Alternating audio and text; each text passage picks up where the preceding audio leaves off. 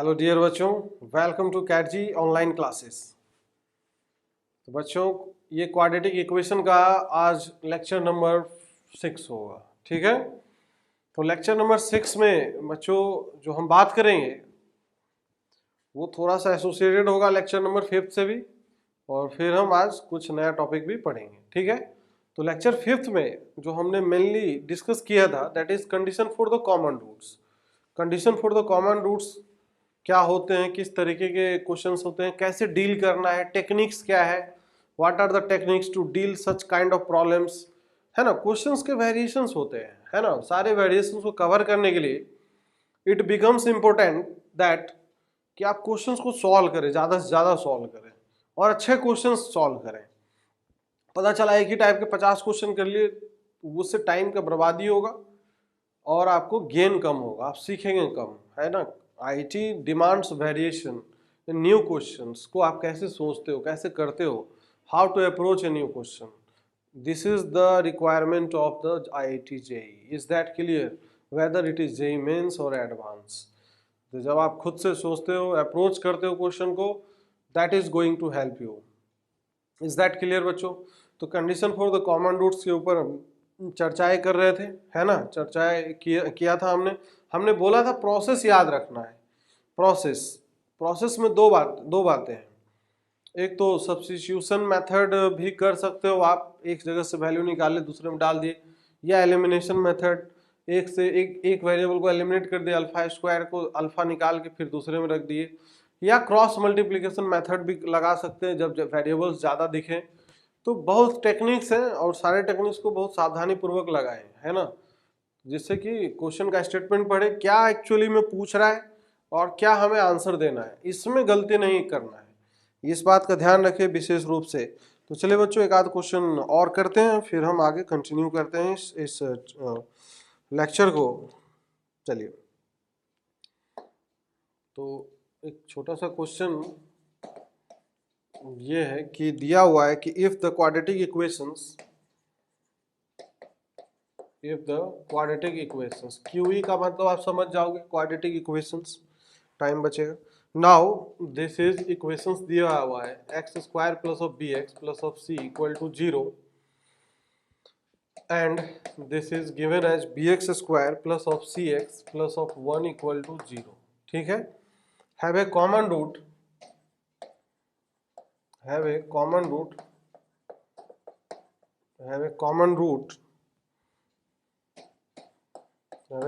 root then prove that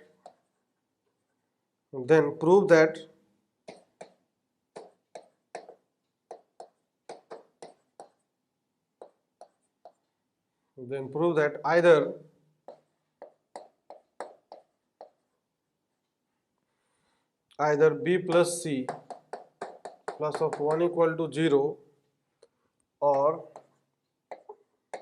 b square plus c square plus 1 is equal to bc plus b plus of c। ठीक बात है क्या?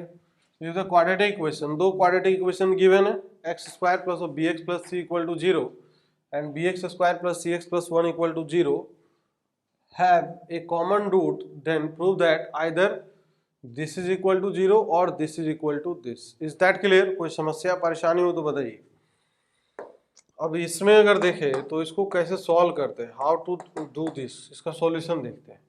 अगर इसमें common root है तो वही बात, फिर से कॉमन रूट है तो क्या दिख रहा है, किस तरीके से, क्या इसमें ऑब्जर्वेशन हो रहा है, पहले that observation is important here. तो सबसे पहले अगर बात करें बच्चों तो इसमें हमें क्या दिख रहा है, किस टाइप की एक्सप्रेशंस दिख रहा है, वो चीज हम देखते हैं। कि अगर कॉमन रूट है तो अल्फा मान लेते हैं कॉमन रूट है जो इसको क्या करेगा, सेटिस्फाई करेगा। तो क्या हो जाएगा ये, तो this expression will be alpha square plus of b alpha plus C equal to 0 and दूसरे वाले में अगर देखें तो this will be what, b alpha square plus of c alpha plus of 1 equal to 0। सही बात है क्या? अगर हम इस दोनों एक्सप्रेशन को ध्यान पूर्वक देखें, अच्छे से देखें, तो कुछ तो बातें हमें समझ में आ रही होंगी। क्या समझ में आ रही है बच्चों? क्या समझ में आ रही है? इस दोनों एक्सप्रेशन को ध्यान से अगर देखें ध्यानपूर्वक तो हमें ये एक तो ऐसे दिख रहा है कि अल्फा का वैल्यू अगर 1 रखें तो दोनों को ही सेटिस्फाई करेगा। देखिए आप चेक करके देख सकते हैं इस चीज को, थोड़ा सा फील करने की बात हम कर रहे हैं यहाँ पे कि अगर हम इसको देखें ध्यान से तो ये थोड़ा सा ये है कि अल्फा का वैल्यू 1 रखे तो 1 plus b plus C equal to 0, पहला एक्सप्रेशन भी बन रहा है। और दूसरा अगर बात करें दूसरे वाले में भी तो हमें ये चीज दिख रहा होगा। दिख रहा है क्या आपको? नहीं दिख रहा हो तो देखने की कोशिश करिए। अल्फा का वैल्यू अगर 1 रखते हैं तो यहाँ पे हमें b plus c plus 1 equal to 0, ये दिख रहा है कि नहीं दिख रहा है आपको? आपको फील हो रहा है ये चीज? तो इसका मतलब अल्फा इक्वल टू 1 एक कॉमन रूट हो सकता है, या और भी कॉमन रूट हो सकता है, कुछ और भी हो सकता है जो हमें दिखाई ना दे रहा हो, है ना, क्योंकि ये सिंपल रूट था इसीलिए हमने देख लिया ऐसे रख के। लेकिन कई बार क्या होता है जब रूट्स थोड़ा सिंपल नहीं होते तो हमें डायरेक्टली नहीं दिखता है, तो डायरेक्टली नहीं दिखता है तो फिर हमें क्या करना होता है? फिर हमें जनरल मेथड से जाना होता है, उसको फिर क्या करना होता है? सॉल्व करना होता है। Then we come to the conclusion that this result also holds. ठीक बात है क्या? तो इसको ऐसा करते हैं कि जो जनरल मेथड है अपने पास उस जनरल मेथड को हम फॉलो करते हैं। ठीक है, जनरल मेथड। तो देखिए अब हम इसमें क्या करते हैं, बी से डिवाइड कर देते हैं दूसरे एक्सप्रेशन में। अगर बी से डिवाइड कर देंगे दूसरे एक्सप्रेशन में तो ये एक्सप्रेशन क्या बन जाएगा? Alpha square plus of this is c by b alpha plus of 1 by b equal to 0। सही बात है। This is the first expression and this is the second expression. अब ये पहला और दूसरा एक्सप्रेशन अगर देखें दोनों को अगर माइनस कर ले तो अल्फा स्क्वायर डायरेक्टली गायब हो जाएगा। तो ठीक है, तो फर्स्ट माइनस सेकेंड कर देते हैं। फर्स्ट माइनस सेकेंड करेंगे तो this will be alpha square plus of b alpha plus of c minus times this will be alpha square plus of c by b alpha and this is plus of 1 by b equal to 0। सही बात है कि नहीं? अब यहां से देखिए alpha square और अल्फा स्क्वायर कैंसिल आउट हो गया। ठीक है, अब ये अल्फा कॉमन ले लेते हैं, अल्फा कॉमन आ गया तो b minus this is c by b, फिर प्लस c माइनस क्या हो जाएगा? c minus 1 by b, this is equal to क्या हो जाएगा? 0 हो जाएगा। है कि नहीं? क्लियर है क्या? अब यहाँ से जो बच्चों हमें दिख रहा है कि अल्फा का वैल्यू क्या होगा? Alpha equal to alpha times this is B square minus c upon में क्या होगा? b इक्वल टू में क्या होगा? This is minus times of B C minus of 1 upon में नीचे क्या है? b है। क्लियर है क्या? इसमें कोई आपत्ति नहीं है। तो ये हमें इस प्रकार से b से b कैंसिल आउट कर सकते हैं। अब इसको इधर ट्रांसफर कर लेंगे तो हमें ये मिल जाएगा क्या? देखिए अब यहाँ पे हम इसको सॉल्व करते हैं, इधर कम हियर। तो अल्फा इक्वल टू आ गया इस प्रकार से 1 minus of B C upon नीचे ये एक्सप्रेशन में आएगा this is B square minus of C, B square minus of C, ये इस प्रकार से आ जाएगा। सही है। नाउ अल्फा का ये जो वैल्यू आया निकल के, इस अल्फा का वैल्यू को हम क्या करेंगे? किसी भी एक्सप्रेशन में हम रख सकते हैं, पहले वाले में या तो दूसरे वाले में रख लो। इधर रख लेते हैं क्योंकि ये इसका रूट है तो थोड़ा सा क्या है अपने लिए काम आसान रहेगा। तो this will be 1 minus of B C upon this is B square minus of C इसका whole square plus of B times of this is 1 minus of B C upon this is B square minus of C and this is plus of C equal to 0। तो ये इस प्रकार से X square plus of B x plus C equal to 0। अब इसमें देखिए इसमें क्या है कि इसको हम कैसे सिंप्लीफाई करें। इसको सिंप्लीफाई करेंगे तो दिस विल बी व्हाट, क्या होगा नहीं होगा इस चीज को समझिए। तो इसको अगर देखें तो ये हो जाएगा 1 माइनस ऑफ बी सी का होल स्क्वायर प्लस ऑफ क्या हो जाएगा? 1 माइनस बी सी का whole square and b square minus of c plus b times of 1 minus of B c into में क्या हो जाएगा? B square minus of c. ठीक है, इस इधर आएगा प्लस सी टाइम्स ऑफ क्या हो जाएगा? B square minus of c का whole square this is equal to 0। ये ठीक ठीक दिख रहा है क्या आपको? कोई समस्या परेशानी नहीं होनी चाहिए मेरे ख्याल से। इसमें कुछ ऐसा हमने नहीं किया है जो समझ में नहीं आएगा।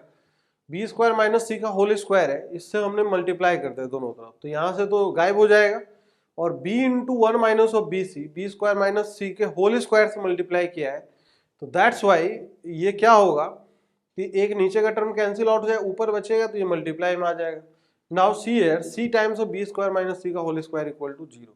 अब ये जो एक्सप्रेशन आया है इसको हमें सिंप्लीफाई करने की जरूरत है, तो इसको सिंप्लीफाई करते हैं बच्चों। तो this will be what, 1 plus this will be b square C square minus of 2bc, यही होगा। फिर इस दोनों को मल्टीप्लाई करते हैं तो हो जाएगा b into this will be 1 into b square minus of C, B square minus of c minus b c से अगर मल्टीप्लाई हो जाएगा तो माइनस ऑफ क्या हो जाएगा बी क्यूब इंटू सी, और ये माइनस माइनस प्लस क्या हो जाएगा, this is minus minus plus b c square, ये इस प्रकार से हो जाएगा।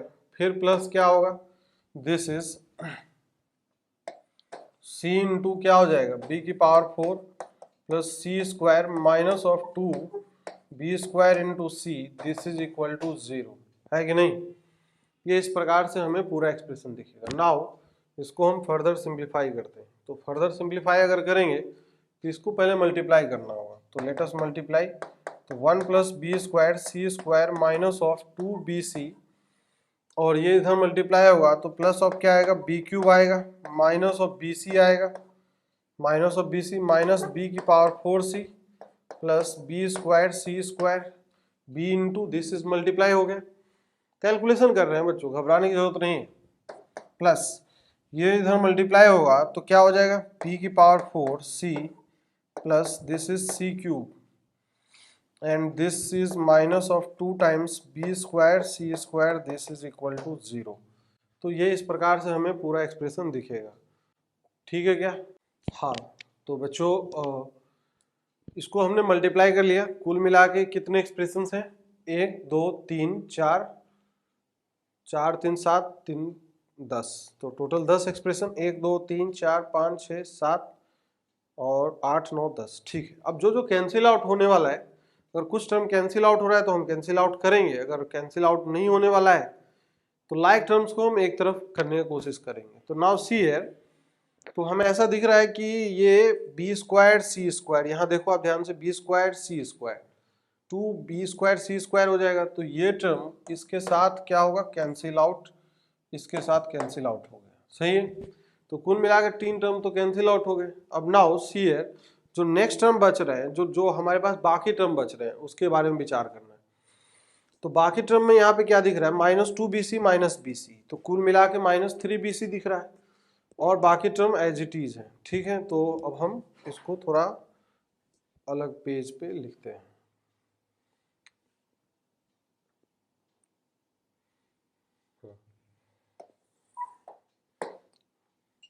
Now let us see here, तो जो बच रहे हैं, क्या क्या बच रहे हैं, चलो इधर लिखते हैं।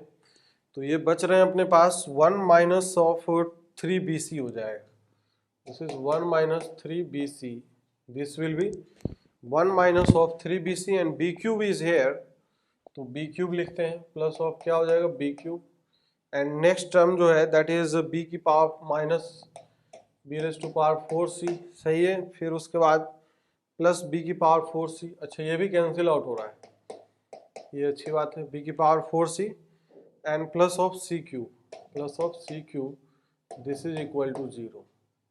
तो इसका मतलब ये टर्म और ये टर्म भी कैंसिल आउट हो गया, तो ये तो मजा ही आ गया। अब देखो बच्चों ये क्या है, ये क्या दिख रहा है 1 plus b cube plus of c cube minus of 3bc equal to 0। ये कुछ ऑब्जर्वेशन हो रहा है क्या आपको, ये ऑब्जर्वेशन होना चाहिए। रिकॉल दैट फॉर्मूला, जो हम फॉर्मूला शुरुआत में भी आपको बताया था हमने कि ये वाला फॉर्मूला कि x cube plus of this is x cube plus of y cube plus of z cube minus of 3xyz, अगर ये है तो इसको हम क्या लिख सकते हैं x plus y plus of z, into में क्या होगा this is x square plus of y square plus of z square minus of z x minus of x y minus of y z, इस तरीके का ये expression दिखेगा। अब यहाँ से अगर देखें तो ये क्या दिखेगा, ये दिखेगा ये कि ये 1 का क्यूब है प्लस ऑफ क्या हो जाएगा b का क्यूब हो जाएगा, c का ये क्यूब हो जाएगा minus of 3 into 1 into b into c, this is equal to 0। अब ये वही फॉर्मूला पे अगर हम उसको पुट अप कर दे तो ये हमें दिखेगा 1 plus b plus of c. Factorise कर लेते हैं, तो फैक्टराइजेशन में दिस इज 1 का square 1 b square plus c square minus of this into this b, this into this c minus of B c, this is equal to 0। तो यहाँ से जो हमें दिख रहा है वो क्या दिख रहा है, 1 plus b plus C equal to 0 and क्या होगा, ये हो जाएगा 1 plus B square plus c square minus of b minus c minus of B c equal to 0। तो ऐसा करते हैं, पॉजिटिव टर्म को एक तरफ 1 plus B square plus c square, बाकी एक तरफ b plus c plus of B c. तो यही दोनों स्टेटमेंट अपने को प्रूव करना था। तो इसका ये फायदा है कि दोनों ही कंडीशन निकल के आ गए, पहला वाला भी और दूसरा वाला भी कंडीशन निकल के आ गए। तो कई बार क्या होता है बच्चों, we have to do the calculation, हमें कैलकुलेशन करने की आवश्यकता पड़ती है ना। स्ट्रेट फॉरवर्ड चीजें नहीं दिखती है तो हमें जाना पड़ता है कैलकुलेशन से। तो कैलकुलेशन से भी ना घबराएं आप, एक सीख तो हमें ये भी मिलता है कि कैलकुलेशन जब करना पड़ जाए तो बिल्कुल आपको करना ही पड़ेगा। तो थोड़ा सा इस बात का आप ध्यान रखें कि कैलकुलेशन कई बार हो सकता है कि आपको करना पड़े। चलिए एक और क्वेश्चन करते हैं condition for the common roots के ऊपर। Find the value of m,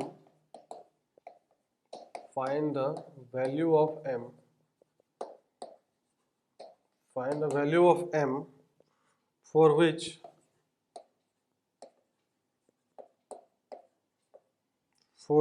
the quadratic equations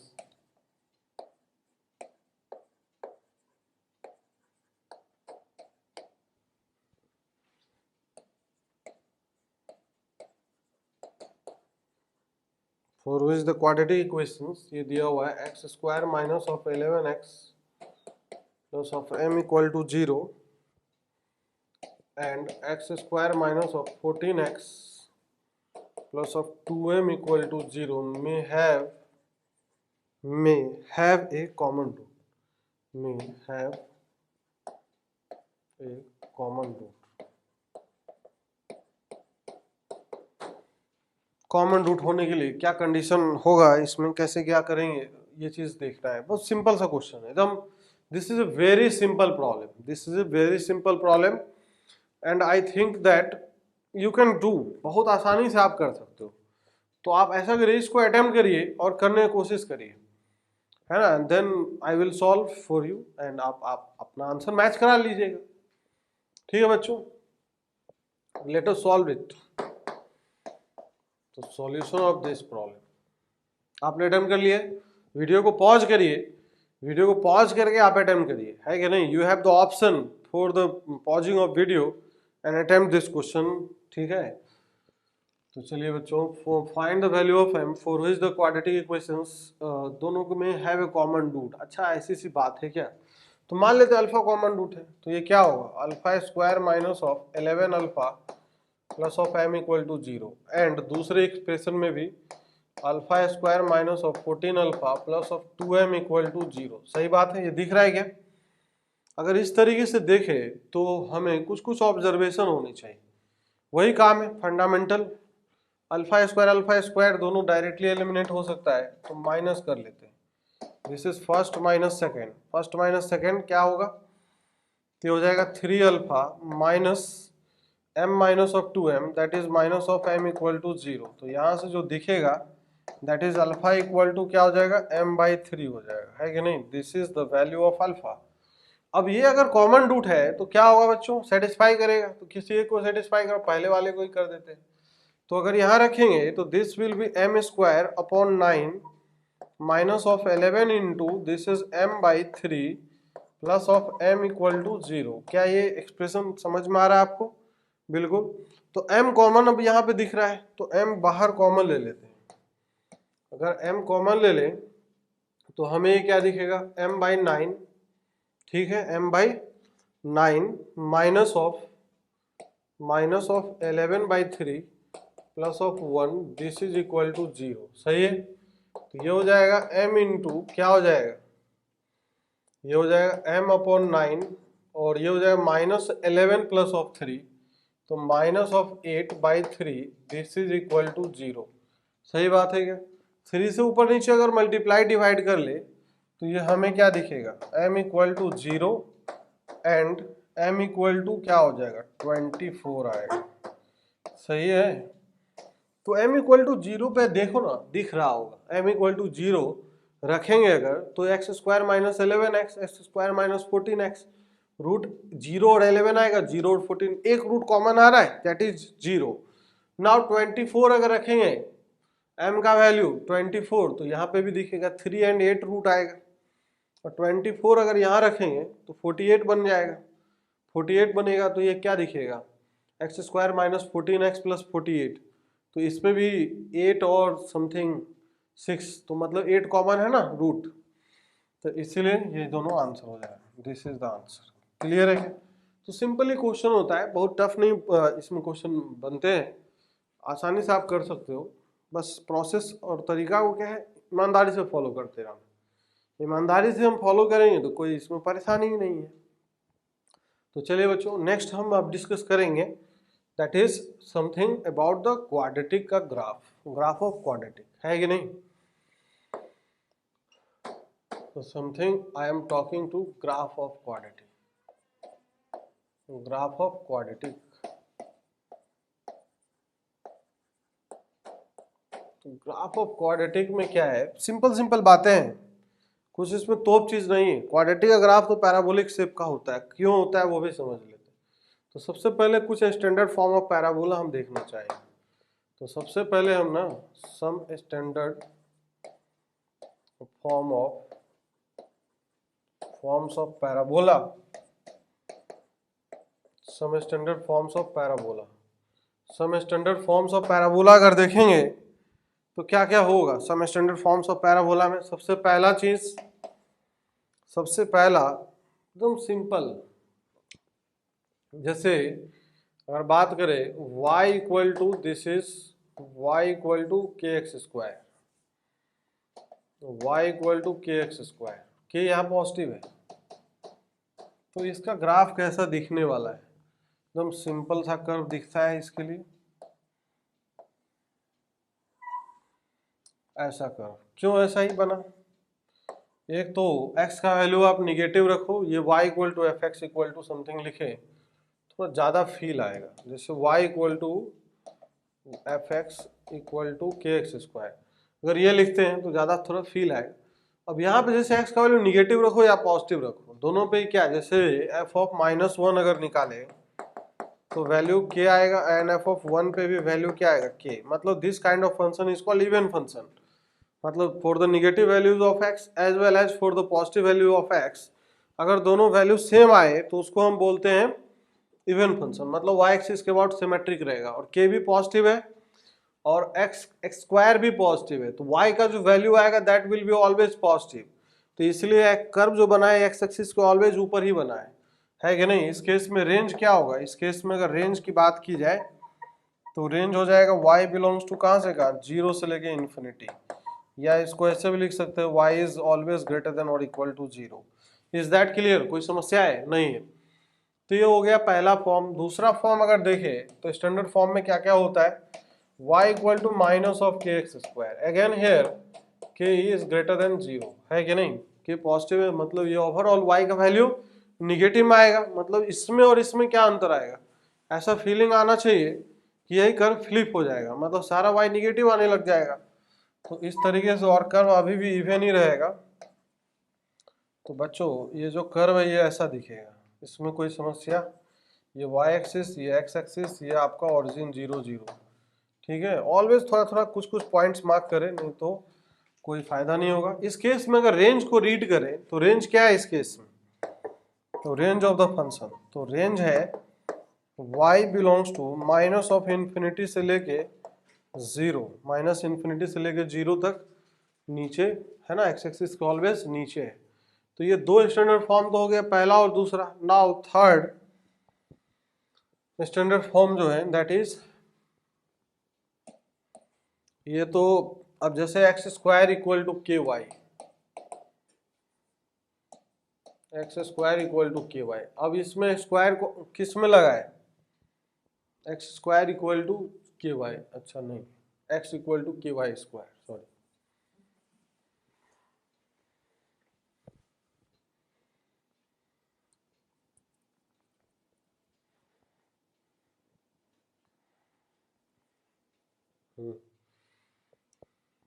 तो यहाँ से जो तीसरा स्टैंडर्ड फॉर्म है दैट इज क्या है, x इक्वल टू, अगर बात करें x equal to k y square, तो x equal to k y square मतलब क्या है, इसको अगर ऐसे भी फील करें तो y square equal to 1/kx where k is always positive मान के चलना है, ठीक है।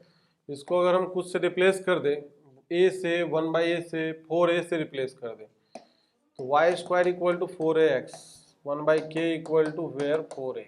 तो ये जो फंक्शन है, ये जो ग्राफ है, this is parabolic shape, parabola है, स्टैंडर्ड पैराबोला है, जिसके बारे में हम कहाँ पढ़ेंगे, कोनिक सेक्शन के अंदर, ठीक बात है कि नहीं। तो ये हमें इस तरीके का कर्व दिखेगा, इस तरीके का कर्व दिखेगा। ये थोड़ा सा अच्छा बनाना है,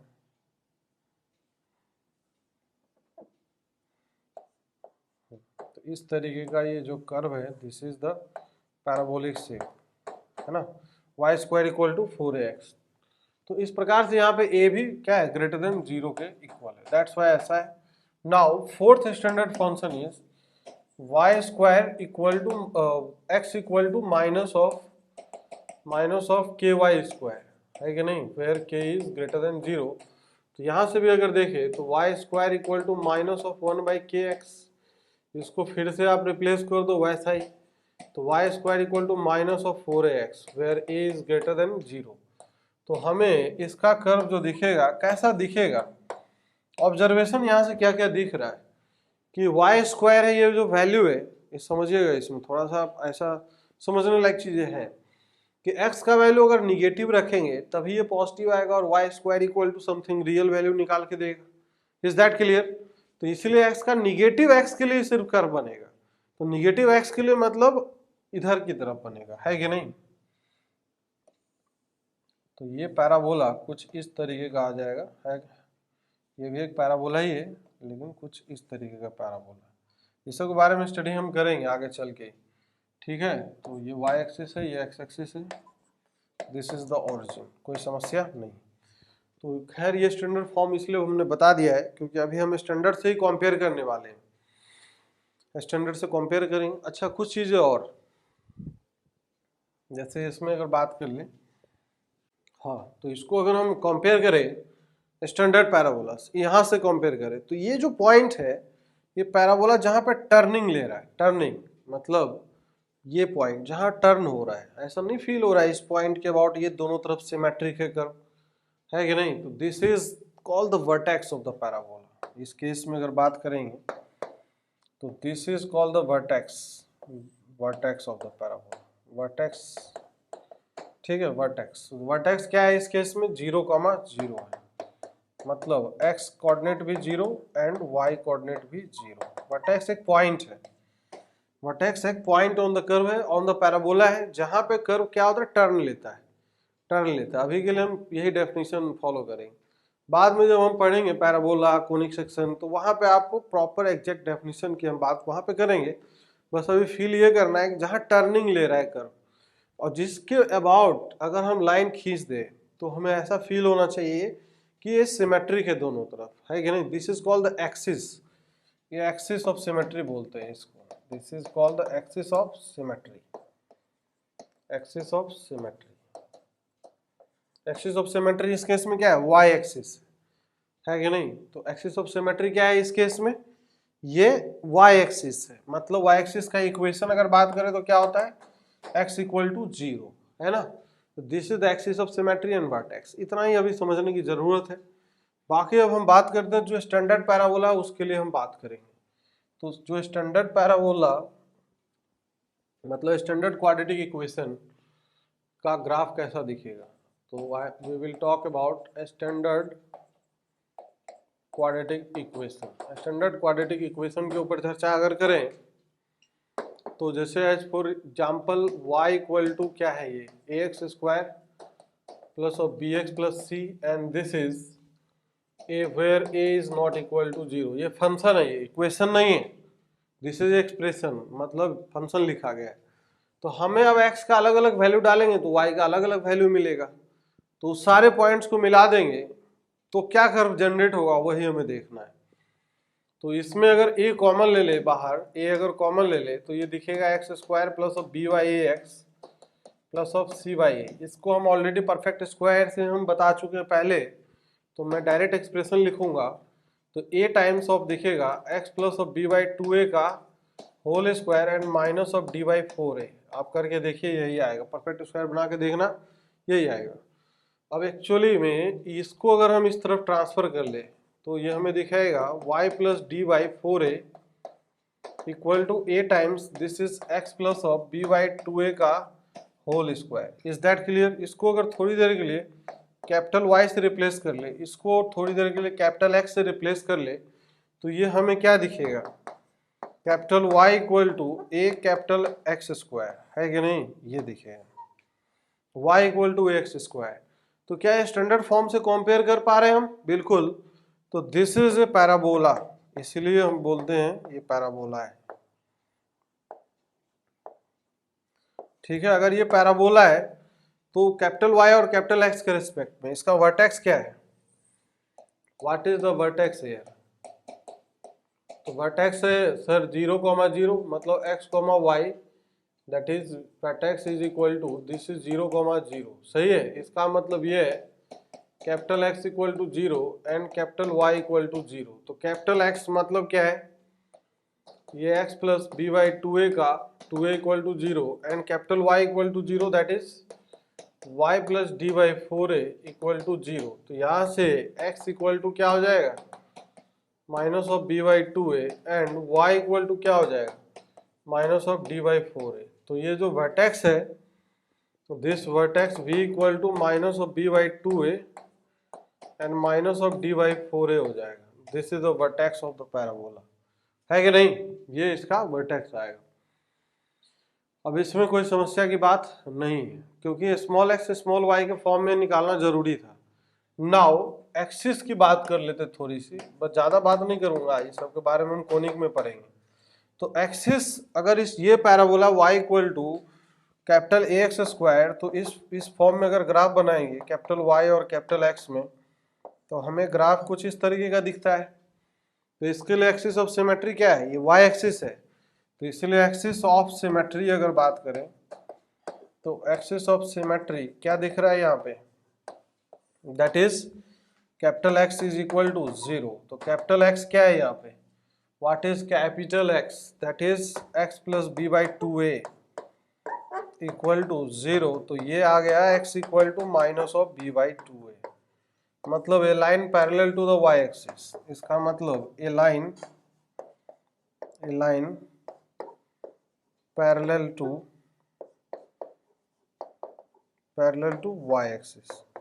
अच्छा ठीक है। तो ये हमेशा कोई भी अगर क्वाड्रेटिक होगा इस फॉर्म का, तो ये वर्टेक्स ऑलवेज ये आएगा। इसको आपको याद करना है, रिमेंबर दिस, ये बहुत यूजफुल चीज है। Remember, I will suggest you to remember this. Vertex का coordinate minus B by two A और minus D by four A, मतलब x equal to minus B by two A पे y का value minus D by four A आएगा, d का value B square minus four A C. तो ये है remember. And always axis of symmetry जो होगा that is a line parallel to the y axis, मतलब x equal to minus B by two A से pass करता हुआ line है। ठीक है,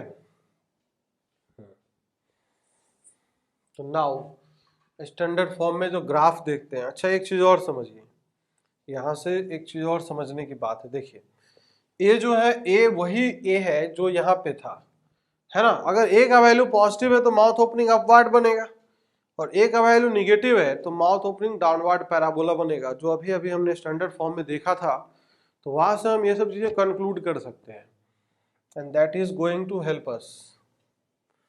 तो देखते हैं अब सबसे पहले ग्राफ के लिए अगर चर्चा करें तो y equal to A x square plus of B x plus of C, और फिर a is not equal to 0 अगर है, a का value coefficient of X square not equal to अगर 0 है, तो अब इसमें ग्राफ जो बनेगा ग्राफ दो केस में बनता है।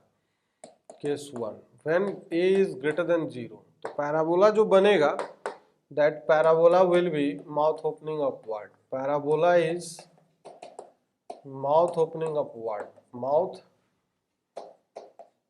Opening upward, mouth opening upward, क्योंकि a ग्रेटर देन 0 है। तो जब a ग्रेटर देन 0 है तो इस केस में तीन टाइप के हमें मेजर कर्व दिखेंगे। तो एक ऐसा हो सकता है कि जो कर्व है इसको काटे दो बार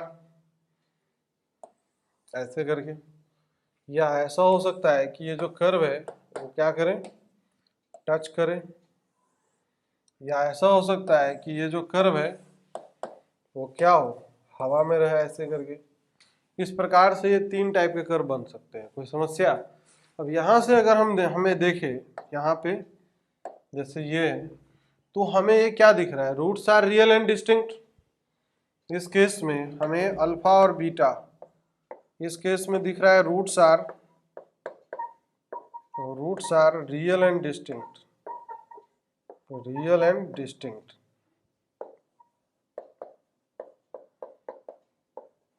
अच्छा, ये एक्स एक्सिस को काटता है तो इसी को बोलते हैं कि रूट होगा, क्योंकि ऑलरेडी एक्स एक्सिस का इक्वेशन क्या होता है, y इक्वल टू 0, मतलब y का वैल्यू 0 रखेंगे तो वही तो इक्वेशन बनता है। तो दैट्स वाई जब हम ग्राफ बनाते हैं तो वो intersection with the x axis का मतलब है that is denoting the root of the polynomial या रूट ऑफ एनी ग्राफ, है कि नहीं। किसी भी फंक्शन का ग्राफ बनाते हैं तो ये हमें दिखता है। अब यहाँ से अगर देखें तो इस केस में क्या है कि अल्फा इक्वल टू बीटा है, roots are real and equal, roots are real and equal,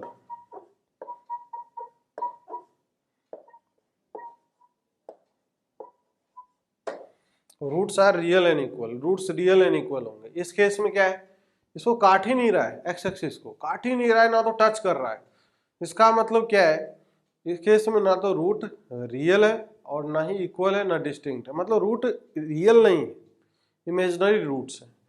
तो इस केस में हम ये बोलेंगे कि roots are imaginary, roots are imaginary. अच्छा, एक चीज और हम जानते हैं कि रूट्स रियल डिस्टिंक्ट ये वो सब कौन डिस्कस करता है, डिस्क्रिमिनेंट। तो डिस्क्रिमिनेंट सब के बारे में हम डिस्कस करते हैं। इसमें डी क्या होगा, अगर दो रियल रूट मिलते तो ये हम जानते हैं कि D is what, discriminant is greater than 0 है। इस केस में क्या होगा बताइए सर, डी इक्वल टू 0 हो जाएगा। और इस केस में क्या होगा सर, इस केस में d लेस देन 0 आएगा। डिस्क्रिमिनेंट के बारे में तो ये हम बोल पा रहे हैं, सही बात है कि नहीं। कुछ कुछ बातें हम करेंगे अभी। ये जो पॉइंट है जहाँ वर्टेक्स है इसका कोऑर्डिनेट क्या होगा, इस केस में भी माइनस ऑफ b/2a और कॉमा माइनस d/4a होगा, सही बात है। और इसमें भी वही रहेगा, इसमें भी वही रहेगा, वो सब चेंज नहीं होने वाला, उस सब में वही आता है, minus of b/2a comma y coordinate 0 हो जाएगा, यहाँ पे वही रहेगा minus of b/2a comma minus of d/4a रहेगा, है कि नहीं। तो इस केस में अगर रेंज की बात करें, चाहे ग्राफ ये हो चाहे ये हो चाहे ये हो, तो range of this function is always क्या होगा, तीनों का, तीनों के बारे में अगर बात करें, ये हो चाहे ये हो चाहे ये वाला पार्ट हो, तो तीनों ही पार्ट में रेंज, और रेंज क्या होगा, y belongs to minus of d/4a से लेके इन्फिनिटी की तरफ जाएगा। मतलब this is the minimum value, ये है y का मिनिमम वैल्यू, और ग्राफ ऊपर की तरफ है तो प्लस इन्फिनिटी को अप्रोच करेगा। This is the minima, minima है, this is the point of minima, है कि नहीं, मिनिमा का पॉइंट है। चाहे डिफरेंशिएशन के फॉर्म में अगर देखें तो डेरिवेटिव इस पॉइंट पे इस x के वैल्यू के लिए माइनस b/2a के लिए 0 आएगा। जैसे अगर हम इसको डिफरेंशिएट कर दें तो 2ax plus b equal to 0, तो x इक्वल टू क्या आएगा बच्चों, माइनस b/2a ही आएगा। क्या इतना क्लियर है। और सारे ही केस में जितने ही ग्राफ है इसमें भी a ग्रेटर देन 0 आएगा, ये माउथ ओपनिंग अपवर्ड पैराबोला। अब यहाँ पे भी a ग्रेटर देन 0 ही आएगा, इस केस में भी a ग्रेटर देन 0 ही आएगा, सही बात है कि नहीं। अच्छा, और ये c क्या बताता है सर? c क्या आएगा? f ऑफ 0 है, x इक्वल टू 0 पे फंक्शन का वैल्यू क्या अचीव हो रहा है, मतलब x इक्वल टू 0 का मतलब क्या होता है? x इक्वल टू 0 का मतलब y एक्सिस, तो y एक्सिस को कहाँ काटेगा ना, वो पॉइंट c होता है। ये जो पॉइंट है ना बच्चों, ये पॉइंट है 0,c, ठीक है, और ये पॉइंट भी क्या है? 0,c है, और ये पॉइंट भी क्या है? दिस इज 0,c है। Is that clear? ये तीनों दिख रहा है ना, कोई आपत्ति तो नहीं है? तो इसलिए इस केस में अगर x एक्सिस के नीचे काट रहा है y एक्सिस को, है कि नहीं, तो c का वैल्यू निगेटिव, इसमें पॉजिटिव, इसमें क्या होगा? क्या होगा? पॉजिटिव होगा। तो आइडिया लग जाता है हमें। अभी धीरे धीरे हम कर्व को फील करने लग जाएंगे कि क्या क्या बातें हैं इसमें। तो पहली बात इतना क्लियर है क्या, अब जितनी बातें इसके लिए की गई है उतनी बातें किसके लिए हम कर पाएंगे? जब माउथ ओपनिंग डाउनवर्ड पैराबोला होगा, मतलब जब a का वैल्यू लेस देन 0 होगा। तो चलिए दूसरे केस में हम बनाते हैं उसको। नाउ केस 2, केस 2 के लिए अगर देखें तो when a is less than 0, तो सबसे पहली बात यहाँ पे parabola is mouth opening downward, mouth opening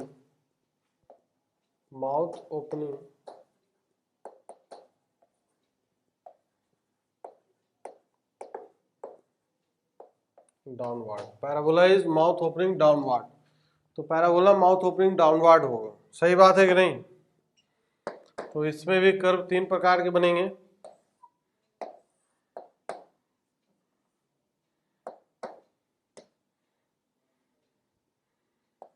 एक तो ये बन जाएगा, दूसरा ये बन जाएगा टच करने वाला, तीसरा हवा में रहेगा, ऐसा। सही है? तो फिर से वही बात, यहाँ पे ये अल्फा बीटा, यहाँ पे ये अल्फा इक्वल टू बीटा, यहाँ पे क्या होगा? Roots are imaginary. फिर से हम नहीं लिखने वाले वही सब सारी चीजें, बस डिस्क्रिमिनेंट के ऊपर चर्चा कर लेते हैं। इसमें भी डी क्या होगा? 2 बार काट रहा है तो डी ग्रेटर देन 0 होगा, है कि नहीं? इसमें क्या होगा? डी इक्वल टू 0 आएगा। सही है? इसमें क्या होगा सर? डी लेस देन 0 आएगा, है कि नहीं? चलिए अब यहाँ से ए का वैल्यू सब में क्या होगा? निगेटिव ही होगा, क्योंकि सब माउथ ओपनिंग डाउनवर्ड है। इसमें भी ए का वैल्यू सर निगेटिव ही होगा, कोई समस्या है? इसमें भी सर ए का वैल्यू क्या होगा? लेस देन 0 ही होगा। सही है? और यहाँ पे भी फिर से ये जो पॉइंट है, ये पॉइंट क्या होगा?